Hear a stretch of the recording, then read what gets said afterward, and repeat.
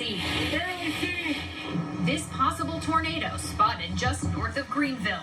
Overnight, powerful winds ripping the roofs off these buildings northwest of Louisville, Kentucky.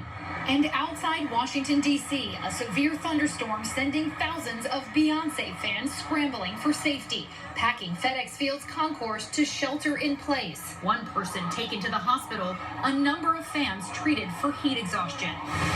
The dangerous system on the move from the Midwest. This tornado spotted southeast of Springfield, Illinois. Look how strong that is. Roofs stripped from homes in the area. More than 15,000 flights delayed across the country since Sunday.